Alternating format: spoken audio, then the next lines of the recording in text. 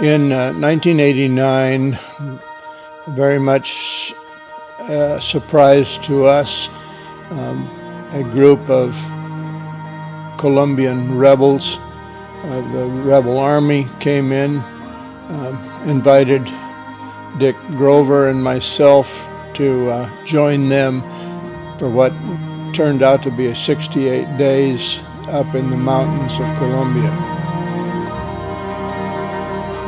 During that time, our family had no idea just where we were. My wife had no assurance that I would ever walk out again, and if I did, whether I would be sane and able to function. During that time, they did treat us very well.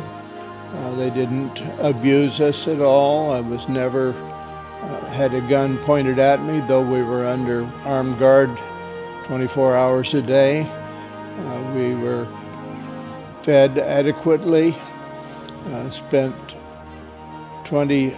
20 different moves from one house to another in the rural area of the mountains up in Columbia.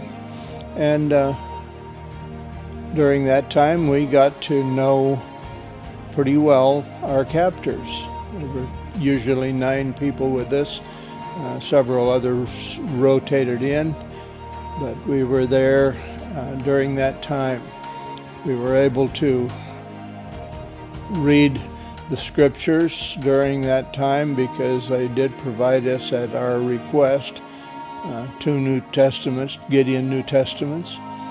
We read every day, almost all day, reading through the New Testament 5.5 times through through Psalms and through Proverbs. We were there until the 12th of March, when they apparently came to the point where it was not to their advantage to keep us under guard. The head man of the organization, the M19, gave orders to have us released without payment of any price or any requirements, and we were put on the road and we were able to be released.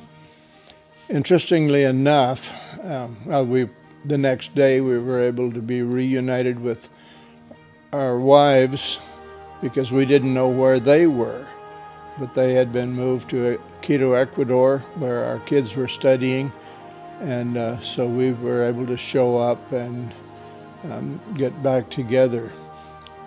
20 years later, in 2008, I returned to Colombia the first time, and we were able to meet one of our kidnappers who came, and he was asking forgiveness of us for having been involved with our kidnapping.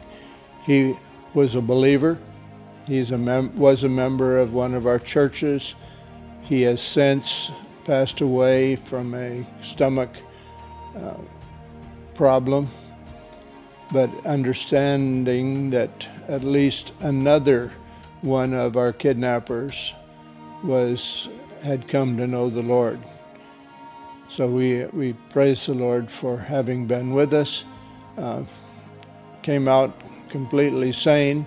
Well, some people may question that, but anyway, we were rejoicing that the Lord gave us a time to